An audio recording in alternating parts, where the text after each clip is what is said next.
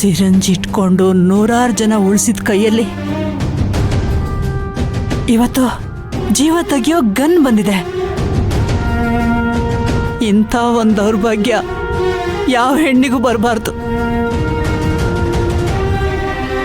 ನಾನೀಗ ಏನ್ ಮಾಡ್ಲಿ?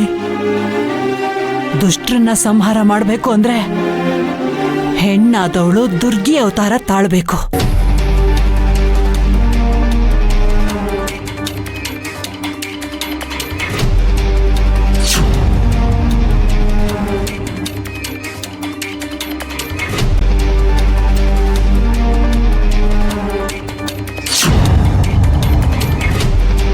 ಆ ದೇವರಾಜ ನನಗೆಷ್ಟು ಚಿತ್ರಹಿಂಸೆ ಕೊಟ್ಟಿದ್ದಾನೆ.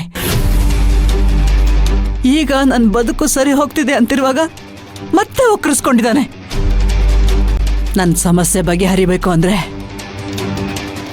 ಒಂದು ನಾನು ಸಾಯ್ಬೇಕು, ಇಲ್ಲ ಅವನು ಸಾಯ್ಬೇಕು.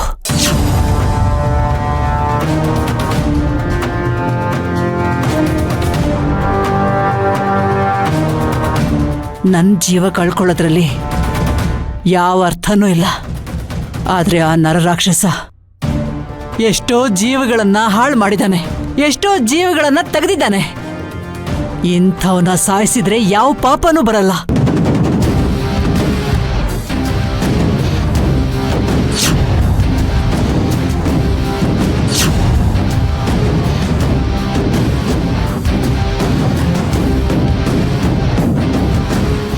ಅವನನ್ನ ಹೇಗೆ ಸಾಯಿಸ್ಲಿ?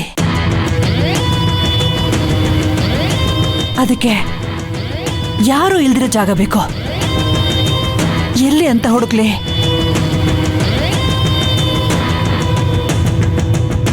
ಒಂದ್ ವೇಳೆ ಅವನ್ ಸಾಯಿಸ್ಬಿಟ್ರೆ ನಾನ್ ಸಿಕ್ಕಾಕೊಂಡ್ಬಿಡ್ತೀನಿ. ಕೊಲೆಗಾರ್ತಿ ಅನ್ನೋ ಪಟ್ಟ ಹೊತ್ಕೊಂಡ್ರೆ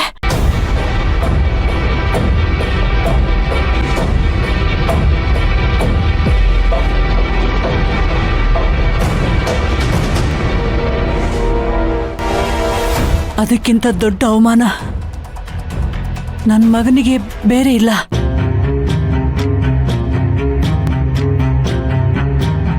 ಇಲ್ಲ ಇಲ್ಲ,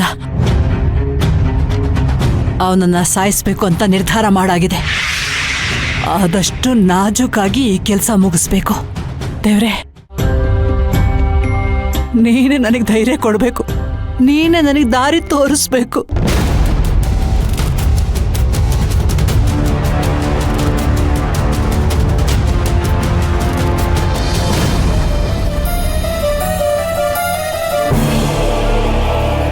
ಭಾಗ್ಯ ಅವರೇ,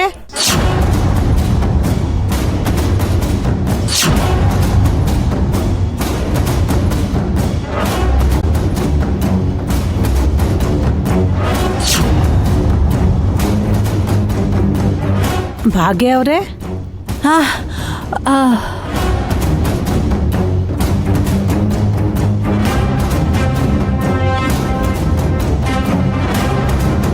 ಭಾಗ್ಯ ಅವರೇ, ಯಾಕೆ ಇಷ್ಟೊಂದು ಹೆದರ್ಕೊಂಡಿದ್ದೀರಾ? ಏನಾಯ್ತು? ಹಾಗೇನಿಲ್ಲ, ಏನೋ ಯೋಚನೆ ಮಾಡ್ತಾ ಇದ್ದೆ. ನೀವು ಸಡನ್ನಾಗಿ ಹೋಗ್ಬಿಟ್ರಲ್ಲ, ಹಾಗಾಗಿ ಗಾಬರಿ ಆಯ್ತು. ನಾಗಲಕ್ಷ್ಮಿ ಅವರೇ, ಏನು ವಿಷಯ? ಅದು ಒಬ್ಬೊಬ್ಬಳೆ ಕೂತ್ಕೊಂಡ್ರೆ ಏನೇನೋ ಯೋಚನೆ ಬರುತ್ತೆ. ನಿಮ್ಮ ಜೊತೆ ಮಾತಾಡಿದ್ರೆ ಸ್ವಲ್ಪ ಮನಸ್ಸಿಗೆ ಸಮಾಧಾನ ಆಗುತ್ತೆ ಅಂತ ಬಂದೆ. ಹೌದು, ನಿಮ್ಮ ಆರೋಗ್ಯ ಹೇಗಿದೆ ಇವಾಗ? ನನಗೀಗ ಏನು ತೊಂದರೆ ಇಲ್ಲ. ಸರಿಯಾದ ಸಮಯಕ್ಕೆ ಊಟ ಮಾಡ್ತಿದ್ದೀನಿ, ಮಾತ್ರೆ ತಗೊಳ್ತಿದ್ದೀನಿ, ನಿದ್ದೆನೂ ಮಾಡ್ತಿದ್ದೀನಿ. ಎಲ್ಲಕ್ಕಿಂತ ಹೆಚ್ಚಾಗಿ ನನ್ನ ಮಗನ ಜೊತೆಗಿದ್ದೀನಿ.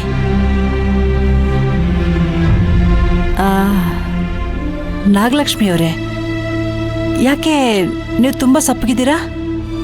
ಮೊದಲಿನ ಹಾಗೆ ನಿಮ್ಮ ಮುಖದಲ್ಲಿ ಸಂತೋಷ, ನಗು ಕಾಣಿಸ್ತಾನೆ ಇಲ್ಲ.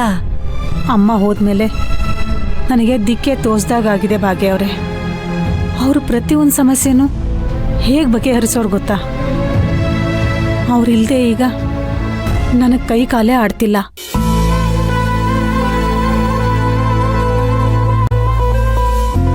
ನಮ್ಮ ವಂಶದ ಮೇಲೆ ಯಾರು ಕೆಟ್ಟ ಕಣ್ಣು ಬಿತ್ತೋ ಏನೋ, ಯಾರ ಶಾಪ ತಟ್ಟಿದೇನೋ ಏನೋ ಎಲ್ಲರ ಸಾವು ಒಂದು ಅವಘಡದಲ್ಲೇ ಕೊನೆ ಆಗ್ತಾ ಇದೆ. ನಮ್ಮ ಅಣ್ಣ ಅತ್ತಿಗೆ ಕೊಲೆ ಆದ್ರು, ಈಗ ನೋಡಿದ್ರೆ ನಮ್ಮಮ್ಮ. ಮುಂದೆ ಏನು ಕಾದಿದೇನೋ ಏನೋ ಅಂತ ನೆನೆಸ್ಕೊಂಡ್ರೇ ಭಯ ಆಗ್ತಿದೆ. ಏನು ಯೋಚನೆ ಮಾಡಬೇಡಿ ನಾಗಲಕ್ಷ್ಮಿ ಅವರೇ. ಯಾಕೆ ಹೀಗಾಗ್ತಿದೆ ಅಂತ ಮಹರ್ಷಿ ಅವ್ರು ಹೇಳಿದಾರಲ್ವಾ, ದೇವಸ್ಥಾನದಲ್ಲಿ ಸೂರ್ಯಮಣಿ ಕಳುವಾದಾಗಿಂದ ಇಡೀ ಊರಿಗೆ ಶಾಪ ತಟ್ಟಿದೆ ಅಂತ ಹೇಳ್ತಾ ಇದ್ದಾರೆ. ಅದು ಸಿಗೋವರೆಗೂ ತೊಂದರೆ ತಪ್ಪಿದ್ದಲ್ಲ ನಾಗಲಕ್ಷ್ಮಿ ಅವರೇ. ಆದಷ್ಟು ಬೇಗ ಅದು ನಮಗೆ ಸಿಗ್ಲಿ ಅಂತ ಆ ದೇವ್ರ ಹತ್ರ ಬೇಡ್ಕೋಬೇಕಷ್ಟೇನೆ. ಅಮ್ಮ, ಬಂದೆ ಕಣೆ. ಅವಳು ಏನೋ ಹೇಳಿದ್ಲು, ನಾನು ಮರ್ತೇ ಬಿಟ್ಟಿದ್ದೀನಿ. ಹಾ, ಏನು ಅಂತ ವಿಚಾರಿಸಿ. ಭಾಗ್ಯ ಅವರೇ, ನನಗೆ ನಿಮ್ಮ ಹತ್ರ ತುಂಬ ಮಾತಾಡೋದಿದೆ, ಮತ್ತೆ ಸಿಗ್ತೀನಿ. ಹಾ, ಖಂಡಿತವಾಗ್ಲೂ ಮಾತಾಡೋಣವಂತೆ. ಈಗ ಹೋಗಿ ಏನು ಅಂತ ವಿಚಾರಿಸಿ. ಬಂದೆ.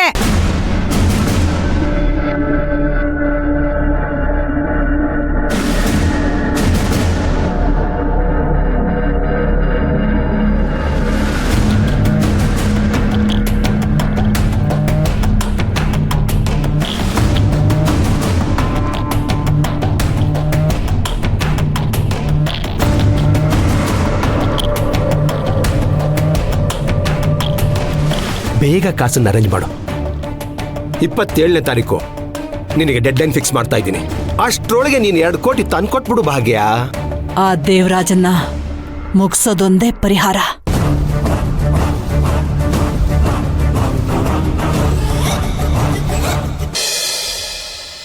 ಪೂಜಿಸಲೆಂದೇ ಹೂಗಳ ತಂದೆ, ದರ್ಶನ ಕೋರಿ ನಾನಿಂದೆ,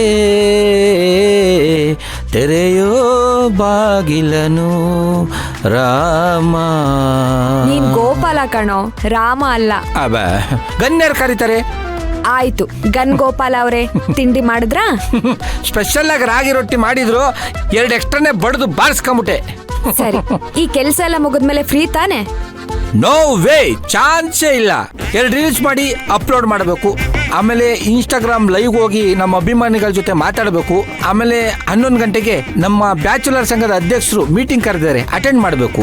ಗೋಪಾಲ, ಇದನ್ನೆಲ್ಲ ಯಾರಾದ್ರೂ ಕೆಲ್ಸ ಅಂತಾರೇನೋ? ಪದ್ಮಿನಿ ಅವರೇ, ಮದುವೆ ಆಗ್ತಿದ್ದವ್ರಿಗೆ ಇದೇ ದೊಡ್ಡ ಕೆಲಸ. ಓ ಅಲ್ಲ ಪದ್ಮಿನಿ ಅವರೇ, ಯಾವತ್ತು ನನ್ನನ್ನು ಹುಡ್ಕೊಂಡ್ ಬರ್ದೇ ಇರೋರು ಇವತ್ತು ಬಂದಿದ್ದೀರಲ್ಲ, ಏನಾದ್ರು ಕೆಲಸ ಇದೆಯಾ? ಏನೂ ಇಲ್ಲ. ಓಕೆ, ಥ್ಯಾಂಕ್ ಯು, ಬಾಯ್. ಏ ಗೋಪಾಲ, ಎಲ್ಲಿ ಹೋಗ್ತಿದ್ಯಾ? ಕೆಲಸ ಇಲ್ಲ ಅಂದ್ರಲ್ಲ, ಅದಕ್ಕೆ ಹೋಗ್ತಾ ಇದ್ದೀನಿ. ಗೋಪಾಲ, ನಾನು ಹಾಸ್ಪಿಟಲ್ಗೆ ಚೆಕಪ್ಗೆ ಹೋಗ್ಬೇಕು. ಗಾಡಿ ಫ್ರೀ ಇದೆ ಅಲ್ವಾ? ಫ್ರೀ ಇಲ್ಲ ಅಂದ್ರು ನಿಮಗೋಸ್ಕರ ಫ್ರೀ ಮಾಡ್ಕೋತೀನಿ. ಅಲ್ಲ ಪದ್ಮಿನಿ ಅವರೇ, ಇಷ್ಟು ದಿನ ನಿಮ್ಮನ್ನ ಚೆಕಪ್ಗೆ ನಕುಲ್ ಅವ್ರು ಕರ್ಕೊಂಡು ಹೋಗ್ತಾ ಇದ್ರಲ್ವಾ, ಇವತ್ತೇನು ಒಬ್ಬರೇ ಹೋಗ್ತಾ ಇದ್ದೀರಾ? ಅದು ನಕುಲ್ಗೆ ಸಿಟಿಲೇನೋ ಕೆಲಸ ಇದೆಯಂತೆ. ಹೇಗೂ ಇದು ಜನರಲ್ ಚೆಕಪ್ ಅಲ್ವಾ, ನೀನ್ ಒಬ್ಳೆ ಹೋಗ್ಬಾ ಅಂತ ಹೇಳಿದ್ರು. ಸರಿ, ಆಗಿದ್ರೆ ನಾನು ಗಾಡಿ ತೆಗಿತೀನಿ, ಹೊರಡೋಣವಾ? 1 ನಿಮಿಷ ಇರು, ನಾನು ಮೆಡಿಕಲ್ ರಿಪೋರ್ಟ್ ತಗೊಂಡ್ ಬರ್ತೀನಿ.